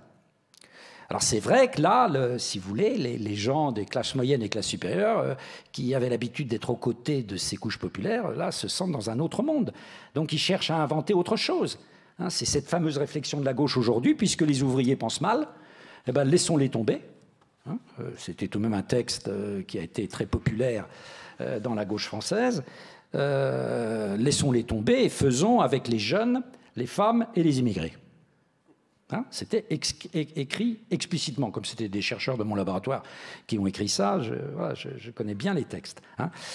Mais attention, c'est un changement radical de la gauche, si on suit ce mouvement. C'est un changement d'identité sociale, politique, en termes de système de valeurs, mais radical de la gauche. Hein. C'est une américanisation d'ailleurs de la gauche absolument incroyable. Hein. Et je vais vous dire, ça explique peut-être aussi l'actuelle faiblesse de la gauche française, hein, qui est au milieu du gué, qui ne sait plus à quel sein se vouer, qui ne sait plus quelle est son identité. Hein, et qui donc, tremblant sur ses fonds baptismaux, ben voilà, vous cumulez aujourd'hui les intentions de vote en faveur des candidats de gauche. Si vous atteignez 24%, vous pouvez être satisfait. C'est-à-dire un Français sur 4, quoi. Hein, vous vous rendez compte? Vous vous rendez compte? Hein, il y a encore quelques années, le PS était encore un grand parti. Regardez ce qu'est devenu le Parti socialiste aujourd'hui. Donc, pour toi, le rêve du progrès, finalement, s'éparpille par faute de combattants ou bien de combattants qui changent. Michel, est-ce que tu veux rajouter quelque chose? Et puis après, c'est sans fin, donc je vais être extrêmement bref pour laisser la place aux discours, mais je vais faire une ou deux remarques. Je crois qu'on a intérêt à effectivement regarder de près et analyser les différentes contestations qui existent dans notre espace public aujourd'hui. Et je pense qu'il faut distinguer des contestations qui nous tirent du côté de discours mythiques. C'est ce sur quoi Pascal vient d'insister le plus.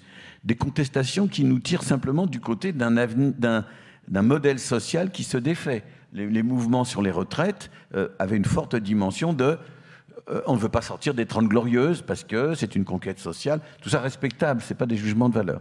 Il y a des mouvements ensuite qui, en réalité, ne sont pas vraiment ni la défense de modèles ou de mythes qui sont plutôt derrière nous, ni l'entrée dans un nouveau type de société, mais qui sont des mouvements de gens qui disent on ne veut pas être laissés pour compte de tout ça. C'est le côté gilet jaune, qui sont quand même très français hein, par rapport aux remarques que tu disais tout à l'heure. C'est un phénomène très très français. Hein. Donc ça, pour moi, les gilets jaunes, ils ne sont pas spécialement du côté des identités, ils ne sont pas spécialement du côté de la défense du vieux monde. Il peut y avoir des aspects comme ça, mais voilà. Et puis, il y a donc ces nouvelles contestations avec leurs dérives, elles aussi. Et donc, je pense que tout ça dessine un paysage dans lequel on aurait intérêt effectivement à prendre le temps d'aller voir, j'allais dire, lutte par lutte ou mobilisation par mobilisation. Et que ce qui m'intéresse énormément dans la discussion qu'on a, Pascal et moi, aujourd'hui, c'est que ce n'est pas banal, je vais vous le dire pourquoi. Parce que d'habitude, vous avez les spécialistes d'un truc et les spécialistes de l'autre. Vous avez d'un côté les spécialistes des mouvements sociaux, des mouvements culturels, des gens un peu comme moi. D'un autre côté, des spécialistes du Front National, de l'extrême droite, etc. Des gens plutôt un peu comme Pascal. Mais Pascal et moi, on considère que si on ne prend pas en main, dans la réflexion, les deux en même temps, on se plante. Et donc ça, je pense qu'il faut vraiment y être sensible. Je crois que nous avons intérêt à avoir des réflexions un peu larges, pour ne pas justement risquer une sorte d'hyper-spécialisation qui interdit de penser les choses dont on a discuté. Ça, je voulais le souligner, donc merci Valentine de nous avoir fait débattre comme ça. Merci à vous deux. Donc la parole est à la salle, les micros circulent. Si on pouvait allumer la lumière pour que nous puissions voir nos interlocuteurs, ce serait formidable. Merci. Donc je balaye, mais... Est-ce que...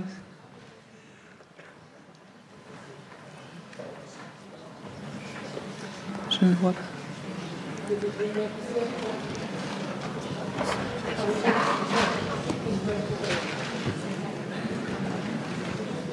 Alors là, on entend des murmures dans la salle, comme était marqué sur les registres de débat parlementaire, mais oui, voilà, je vois là une... C'est très... Ah pardon. Ah, pardon. Je suis là, Valentine, devant. Ah pardon, bonjour Michel, oui. Vas-y, et puis il y a deux personnes oui, non, derrière. C'est très anecdotique ce que je vais dire, mais en écoutant Pascal et Michel, je repensais au fond à l'organisation dont je suis issu, qui, il y a encore quelques années, dans les années 80, avait 35 000 implantations locales, 3 millions d'adhérents encartés, que l'organisation ne savait pas gérer, enfin gérer des activités. Ce qui avait suscité cette expression, cette organisation, c'est un bulldozer mais en pièces détachées. Et la question, c'est comment est-ce qu'on remonte le bulldozer et surtout, quel est le chef mécanicien qui va s'y coller? Je pense qu'on est la base sociale dont vous parliez tout à l'heure, est un peu dans cet état. Elle existe, il y a des quantités d'initiatives, des quantités de ressources qui existent, mais complètement éparpillées, qui se sont d'ailleurs plus ou moins tirées des balles dans le pied, il faut aussi le dire, tout ne vient pas, mais 30 quand même. Ces organisations se sont tirées des balles dans le pied, mais je voudrais quand même souligner qu'en 40 ans, le pouvoir politique les a quand même particulièrement maltraités. Les organisations intermédiaires dans ce pays constituaient une richesse de la République, on peut dire les choses comme ça, un tissu social qui faisait tenir. À les traiter comme on les a traités en 40 ans, et par la gauche comme par la droite, on a accéléré le démantèlement du bulldozer. Et aujourd'hui, on le paye. Alors, moi, je n'ai pas de réponse, c'est pour ça que je dis que c'est anecdotique, mais on est bien dans cette situation où il ne faut peut-être pas désespérer, mais voilà, il n'y a pas la solution. Merci beaucoup. Est-ce que l'un ou l'autre, vous voulez réagir? Pascal qui s'y connaît en bulldozer. Oui, qui suis spécialiste de tracteurs et de bulldozers, je vais te répondre. Non, cette question des corps intermédiaires que tu poses est essentielle, particulièrement chez nous, en France. Parce que, historiquement, depuis la déstructuration révolutionnaire des corps intermédiaires, la loi Le Chapelier, la France a toujours été un pays, quand on la compare à ses voisins, qui est un pays qui avait des corps intermédiaires relativement faibles. Il suffit de regarder quand le fait syndical, par exemple, est reconnu, quand la grève est reconnue, que l'on sort du délit de coalition, etc. C'est très tardif, par exemple, la France par rapport à la Prusse.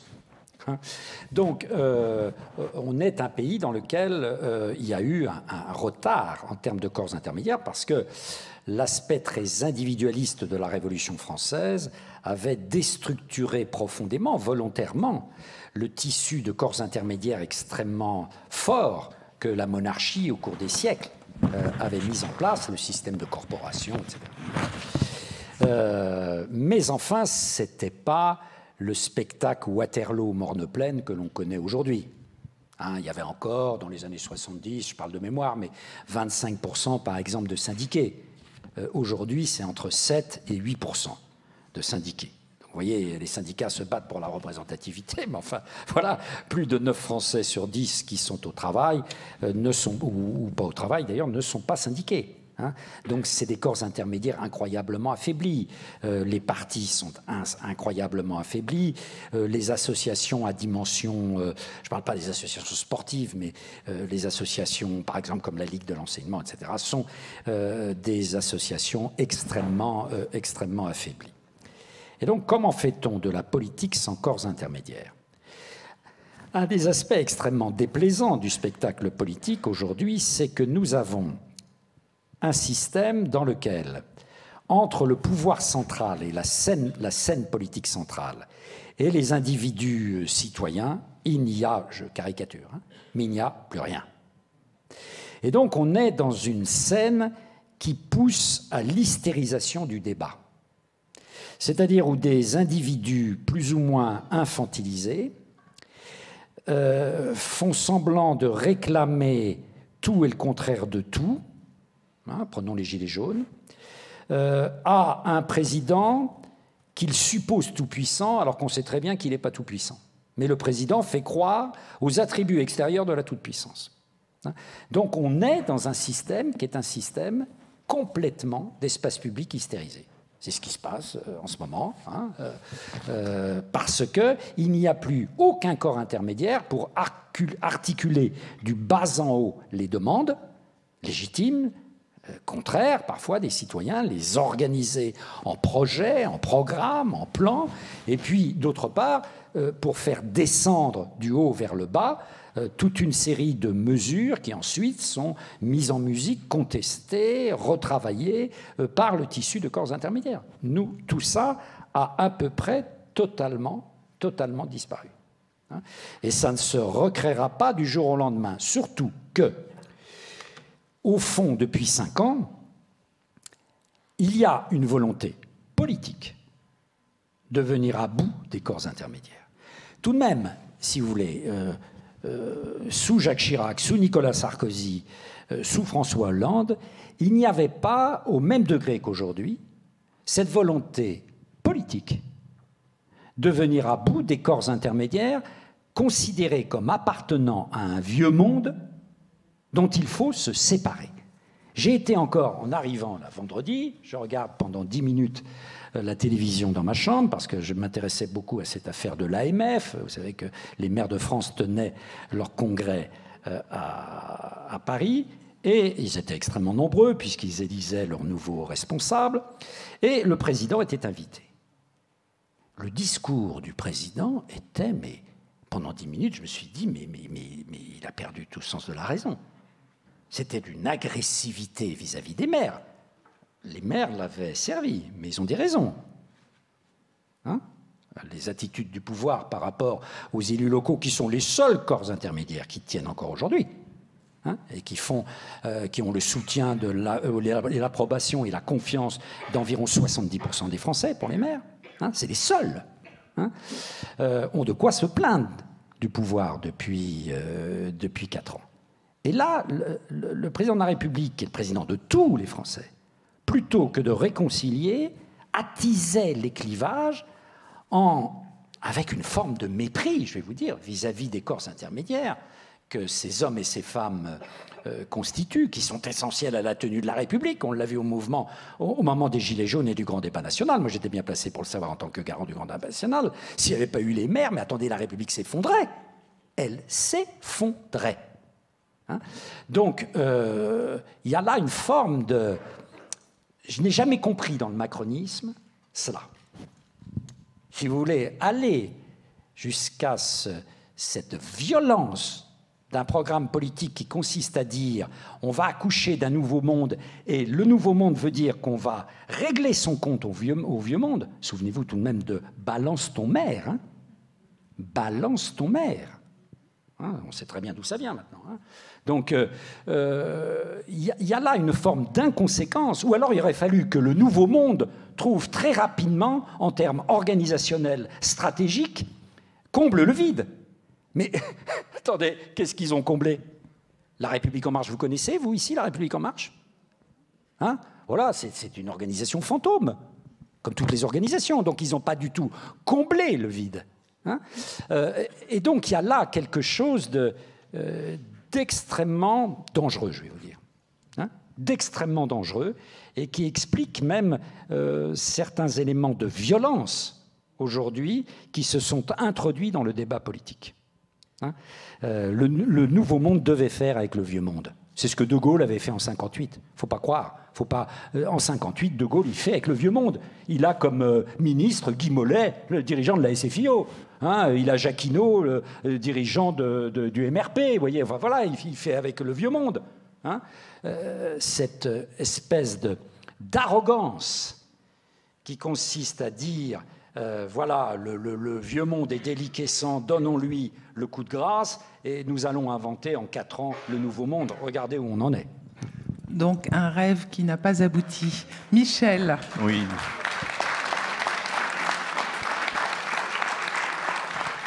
Alors, je partage l'analyse de Pascal, donc je vais aller très vite sur tout ça, mais oui, le mouvement syndical en France a été faible si on le compare à d'autres, précisément parce qu'il était sur des bases, comment dirais-je, anarcho-syndicalistes, pour le dire très très vite. Et on aime bien dire du bien de la charte d'Amiens en 1906, je parle pour ceux qui connaissent l'histoire du mouvement syndical, c'est un document catastrophique. C'est un document dans lequel les syndicats disent on prendra la plus grande distance toujours avec le politique. Bon. Donc je ne vais pas revenir sur tout ça. Je partage ce qu'a dit Pascal. Oui, le vieux monde se défait, et oui, l'attitude du chef de l'État constamment est de pousser à sa destruction. J'ajouterais juste qu'il a eu des hauts et des bas en ce qui concerne les élus locaux, justement. Il a eu des petits moments avec l'idée de se tourner vers eux. Mais pour illustrer ce dont on parle, je peux vous dire que Valentine et moi-même, on fait partie d'un groupe d'une douzaine de personnes qui essayons de reconstruire par le bas l'Observatoire de la laïcité qui a été détruit par le haut et qui était un de ces corps intermédiaires, justement. Alors, là-dessus, j'aurais dire maintenant ceci. Merci. J'aurais dire ceci. On n'est pas les seuls, d'ailleurs, effectivement. Pour reconstruire un bulldozer, il faut des dessinateurs, des ingénieurs, il faut des gens dont on sait qu'ils nous apporteront l'approvisionnement en pétrole. Il faut qu'on connaisse les besoins du terrain pour que le bulldozer soit adapté au... Enfin bref, il ne faut pas seulement l'idée du bulldozer, c'est la réponse à Michel, il faut des intellectuels. Et je trouve que les intellectuels soit ont beaucoup déserté les champs qui nous préoccupent. Aujourd'hui, les intellectuels publics, c'est quand même, si je peux dire, pas tellement nous, même si Pascal est très présent dans le débat public, c'est plutôt les Michel Onfray, Alain Finkielkraut et ce genre d'intellectuels. C'est pas une critique, mais c'est juste pour dire, c'est pas tout à fait les idées, c'est pas tout à fait ceux qui vont reconstruire des bulldozers. Voilà, pour le dire comme ça. C'est plutôt des tanks qui vont construire. Et donc, bon, et donc, je pense qu'il faut des intellectuels, et on n'en a pas du tout parlé, et c'est pas l'objet ce soir. Mais la question des médias, de la façon dont les journalistes travaillent, de la façon dont ils sont traités, le fonctionnement des réseaux sociaux, enfin, tout ceci fait partie du problème. Et donc, je pense que, est-ce qu'on a touché le fond? Est-ce qu'on va toucher le fond? Est-ce qu'on s'en rapproche? Je ne le sais pas. Mais tant qu'il n'y aura pas, dans toutes sortes de domaines, des gens qui reconstruisent, y compris dans mon domaine, les sciences humaines et sociales. Tout à l'heure, Étienne Klein disait que les chiffres de la science française sont catastrophiques. C'est au moins aussi vrai, sinon plus, s'il s'agit des sciences sociales. Or, c'est quand même les sciences... Il y a 40 ou 50 ans, les sciences sociales animaient le bulldozer. Enfin, disons, faisaient partie du fonctionnement du bulldozer. Donc, c'est tout un... Comment dirais-je? On est effectivement, je suis d'accord avec Pascal, en train de sortir d'un monde et d'entrer dans un autre monde. Et donc, pour que cette entrée se fasse, il faut que toutes sortes d'acteurs se mobilisent, et c'est pas si simple, et ça prendra du temps, et rien n'est certain. Voilà un peu la réponse. Merci beaucoup. Il y avait une autre question, voilà, monsieur. Donc, oui, bonsoir. Oui, dans la continuité de ce qui vient de se dire, ma question était, ne faut-il pas aussi faire un pas sur le côté? C'est-à-dire que, à côté des mouvements dans la continuité du passé, de cette première partie du débat, est-ce qu'il ne faut pas voir du côté des réseaux sociaux et du fonctionnement de ces réseaux sociaux et de l'impact de ces réseaux sociaux et la façon dont les jeunes vont fonctionner. C'est-à-dire qu'ils ne vont pas fonctionner comme on a fonctionné, ils ne vont pas revenir dans des mouvements sociaux historiques, ça va être complètement différent. Donc quel pas de côté peut-on faire? Tous ceux qui observent la façon dont les jeunes se mobilisent, il y en a dans cette salle qui en savent bien plus que moi, mais tous ont noté que les modalités de la mobilisation dans les jeunes générations ne sont plus du tout les mêmes. Dans les jeunes générations, on rencontre des gens qui sont capables de s'investir, mais terriblement. Mais à qui il ne faut pas dire, tu viendras passer tous tes week-ends, toutes tes soirées, etc., au siège du parti ou dans tel ou tel local. C'est pas comme ça que ça se passera. Il y a une capacité, un désir de mobilisation qui est même une réalité qui existe, mais c'est très différent de ce qu'effectivement les plus vieilles générations ont connu. Donc oui, ils s'inventent des nouvelles formes de militantisme, d'action, mais comment vous dire, c'est pas une question de pas de côté ou pas, c'est que il faut avoir le sens de ce qui s'invente. Il y avait un historien très important qui s'appelait Charles Tilly, qui est connu pour avoir, entre autres choses, proposé la notion de répertoire des formes de l'action collective. Et toute son idée, elle est très simple. Chaque époque historique a ses formes de militantisme. Et que vous avez raison, les nouvelles formes de militantisme s'inventent, s'ébauchent. Il faut les entendre, il faut les écouter. Il ne faut surtout pas avoir seulement la nostalgie du vieux militant communiste qui donnait sa vie pour le parti une fois pour toutes et pour toujours. Les choses se passent autrement. Les gens veulent s'engager et se dégager comme ils le souhaitent. Merci. Une autre question? D'accord. Vous avez abordé la question des conseils municipaux. J'aimerais un tout petit prolongement.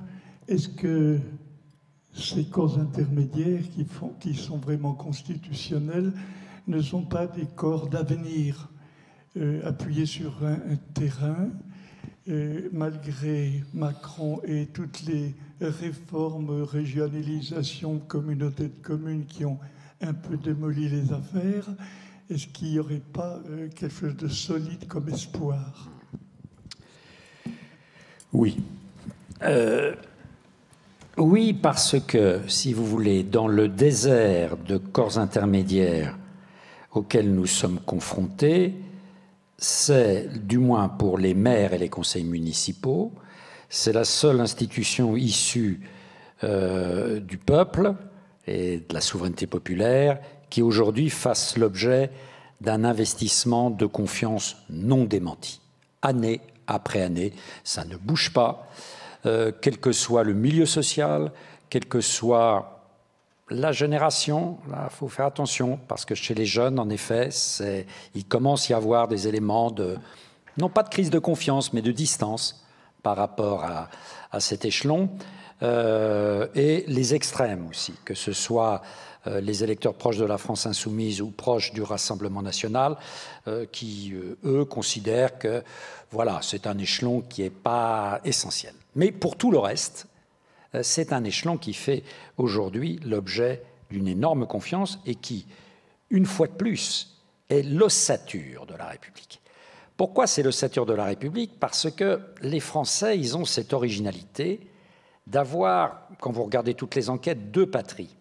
Quand vous interrogez les Français sur leur sentiment d'appartenance, il y a bien sûr l'appartenance nationale qui reste très importante, mais comme dans la plupart des pays, c'est normal. Et puis, il y a l'appartenance locale, communale, dans les villes plutôt le quartier, vous voyez, l'arrondissement, etc. Mais les Français ont deux patries. Ils ont la petite patrie et la grande patrie. Et donc, ces corps intermédiaires, ce corps intermédiaire a du sens pour eux. A du sens pour eux. Et donc, il faut trouver les moyens de le faire revivre. Et lorsqu'il est contesté sur le terrain, en particulier par les intercommunalités, il va falloir tout de même assez vite se poser la question de la base élective de l'intercommunalité. Parce que dans l'intercommunalité, on le sait très bien, c'est les maires des communes-centres qui imposent leurs lois aux maires des communes périphériques. Hein. Ce n'est pas une question de gauche, de droite, etc. Voilà. Donc, il y a tout de même un véritable problème.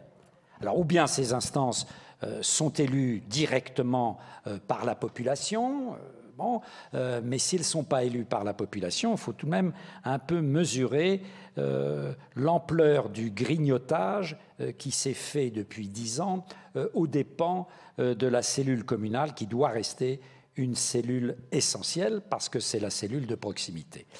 Et si vous voulez, il faudra, si la déshérence des corps intermédiaires dure longtemps, il faudra peut-être s'orienter vers ce qui fait la force de certains de nos voisins européens.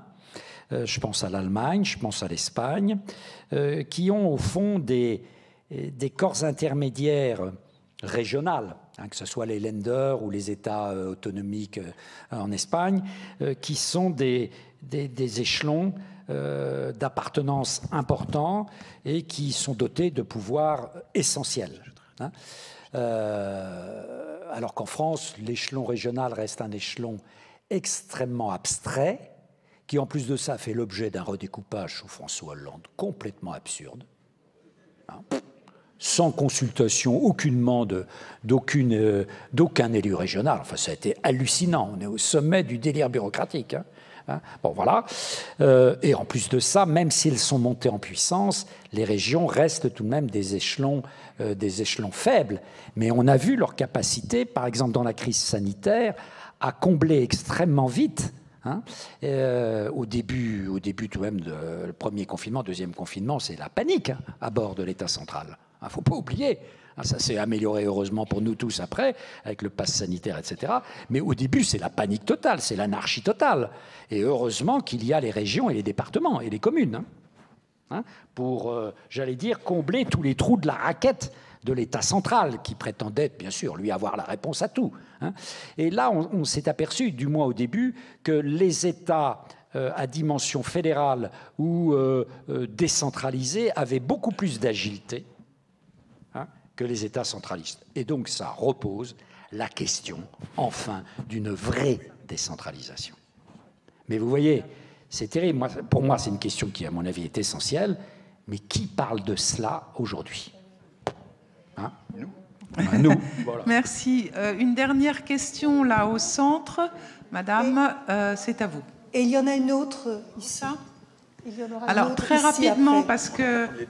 Voilà, on va prendre les deux l'une après l'autre. Alors, très bien. Mais alors, dans ce cas-là, on les prend toutes, mais en même temps. Alors, allez-y, posez votre question, madame. Je vous en prie. J'aimerais avoir un éclairage. La montée de la reconnaissance dans l'identité française dont vous avez parlé s'accompagne d'un rejet de plus en plus violent des étrangers, des immigrés en général, et de l'étranger. Est-ce qu'on peut rêver d'une politique qui aide à dépasser ce problème? Merci, madame. Oui, donc, moi je voulais parler parce que vous disiez on arrive à la fin des utopies. D'abord, je suis pas sûr. Et puis, les rêves en politique, il y en a eu qui nous portent encore. Enfin, le programme du CNR, c'est un rêve en politique. C'est le rêve du partage, c'est le rêve de la solidarité, de la redistribution. Et puis, je pense, bon, c'est une réflexion comme ça, mais je pense que notre République, elle est assise sur une utopie. Liberté, égalité, fraternité, c'est une très belle utopie, mais c'est une utopie. Donc, qu'est-ce qu'on fait si on n'a plus ces socles-là communs? Voilà. Est-ce que c'est pas ça aussi, cette volonté de la fin de l'ancien monde? Hein, la sécu, la retraite, l'assurance chômage, l'éducation populaire, le théâtre populaire, enfin, voilà. Merci, madame. Donc, les questions de ce côté-là? Oui, bonsoir. Cette semaine, Raphaël Antoven a écrit un article sur la radicalité. Et dans cet article, il décrit la radicalité comme l'expression du rêve de citoyens désœuvrés qui s'ennuient. Qu'en pensez-vous? Bon, c'est bon? Dernière, alors. Merci.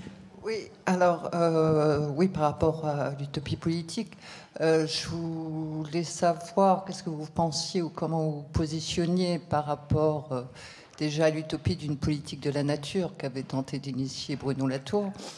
Et je vois par exemple à l'école des hautes études, où j'enseigne également, lors des Gilets jaunes, donc nombreux étudiants ont squatté, enfin ont pris l'école des hautes études. Mais à certaines conditions, c'est-à-dire qu'ils voulaient s'établir avec des noms humains. Et ils manifestaient leur lassitude du politique au sens où il était qu'humano-centré et qu'ils voulaient élargir cette politique aux autres. Bon, alors bien sûr, à la question de l'altérité immigrée, etc., mais qui allait plus loin et qui entendait intégrer les noms humains. Voilà.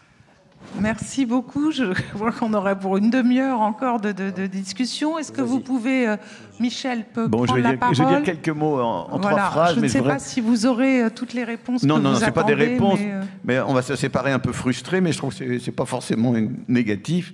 On n'a pas du tout parlé parmi les outils du fameux bulldozer. Je crois que l'idée de planification, qui est une idée qui a totalement disparu, sauf de manière fictive, mériterait vraiment d'être réexaminée. La planification, c'était dans le temps, en fait, on fait discuter ensemble tous les acteurs concernés. Et c'était quelque chose de remarquable. Deuxièmement, oui, tout ce qui touche au thème de l'immigration des étrangers, plus vous êtes en train de défendre une nation homogène, repliée sur elle-même, plus évidemment, vous voulez vous débarrasser de tout ce qui met en cause cette homogénéité. C'est évident. Donc les étrangers, les immigrés, tout ça se mêlant à la question de l'islam, tout ça se mêlant à la question du terrorisme, ça fait des débats que je crois, moi, extrêmement confus et qui reposent sur des idées et des données fausses. La thèse du grand remplacement, c'est pas l'objet d'en parler longuement, c'est une thèse qui ne tient pas la route, sérieusement, si on regarde les chiffres. Je fais un séminaire chaque semaine avec notre ami Hervé Lebras, qui n'est pas là cette fois-ci, mais que beaucoup d'entre vous connaissez. Bon, il a décortiqué tous les chiffres que suppose la thèse du grand remplacement. Ça ne tient pas la route. Donc là, on n'est pas dans l'utopie ou dans le mythe, on est vraiment dans le fantasme, hein, à bien des égards. Mais il y a des vrais problèmes aussi, effectivement, de politique de l'immigration. Je voudrais ajouter maintenant le CNR que vous évoquiez. Écoutez, c'est des gens qui, pendant la guerre, ont préparé les 30 Glorieuses. Autrement dit, où sont les gens qui fabriquent notre CNR aujourd'hui? C'est ça la question qu'il faut poser. Autant dire qu'ils nous préparent des jours heureux. Oui, c'est ça, c'était les jours heureux, je crois. Bon. Enfin, je voudrais dire un mot, à propos de j'ai noté La République, je ne sais plus. Ah non, c'est à propos de tout ce qui touche à la nature, aux non-humains, etc. Ce sont des thèmes qui prennent de plus en plus d'importance et qui font partie des nouveaux débats. C'est-à-dire, regardez la chasse. On se remet à parler de la chasse. On nous parle d'un parti animalier et tous les commentateurs que j'ai entendus ces derniers jours, quand ils parlaient de ça, disaient « Ah, c'est que 2% de l'électorat, mais en ce moment, 2%, ça peut faire basculer complètement certains résultats électoraux. » Alors, il y a des sensibilités. Il faut prendre ça très au sérieux, non pas pour parler de la condition animale ou autre, ce soir en tout cas, mais pour se dire que dans notre société, le rapport à la nature est en train de se transformer, de se repenser. Et donc, je pense que c'est des thèmes, voilà, c'est des thèmes de demain, même si ça semble avoir, même si ça a une grande épaisseur historique. Donc, je suis voilà, tout à fait convaincu de l'importance de ces thèmes. Mais pour avoir vu fonctionner les étudiants en question à l'école des hautes études en sciences sociales, je ne suis pas sûr que ce soit les meilleurs défenseurs d'idées fortes et positives sur ces enjeux. Mais ça, c'est un autre débat. Merci Michel. Pascal, 2 mots de conclusion? Oui, sur la question relative à la radicalité et sur le jugement que je ne comprends pas très bien de Raphaël Enthoven. Ce n'est pas la seule chose que je ne comprends pas très bien dire avec Raphaël Enthoven souvent. Mais quelles que soient ses qualités, d'expression en particulier. Mais non, oui, la radicalité comme expression des frustrés, quoi. C'est ça, qui ont du temps à perdre. Je crois que c'est un peu plus complexe que cela. Et que le retour de la radicalité avec la violence qui peut l'accompagner est lié à ce dont nous parlions tout à l'heure. C'est-à-dire quand vous n'avez plus de corps intermédiaires pour articuler vos demandes, la tentation est de passer à l'acte, l'action directe, dans l'espace public pour faire entendre vos revendications, etc. Et donc dans une société qui n'a plus du tout de coussin d'amortissement, en effet, le débat peut vraiment dégénérer. Et c'est ce à quoi on assiste en France, avec ce qu'on pourrait appeler, vous savez, à propos de la Première Guerre mondiale, un grand historien, George Moss, parlait, ils avaient connu une telle brutalité dans les tranchées, les poilus, que lorsqu'ils sont revenus, il y avait une forme de brutalisation de la société. Mais nous sommes dans une phase, je crois, de brutalisation de nos sociétés, hein, et qui est largement due à ce défaut de capteur de nos demandes par des corps intermédiaires. Donc l'idée, c'est on s'adresse directement, on vient en fin de manif et on casse tout. Bon, le débat passionne toujours. Un mot encore de Michel. Mais un mot simplement, je pense que critiquer des pensées auxquelles on n'adhère pas en regardant les personnes et en les traitant de désœuvrées, c'est inacceptable. Je veux dire, c'est comme ça qu'on détruit le débat public, c'est-à-dire en disqualifiant ceux avec qui on n'est pas d'accord par des qualificatifs de ce genre. Donc, au-delà de ce que peut penser Raphaël Enthoven de tout ça, vraiment, moi, jamais, je dirais, tous ces gens-là sont des désœuvrés, parce que ça, je ne sais pas ce qu'ils pensent, finalement. Je sais juste qu'ils ne travaillent pas, qu'ils ne foutent rien, et voilà. Donc, c'est ça, pour moi, qui est important. Merci beaucoup. Merci énormément, Pascal, Michel. Merci.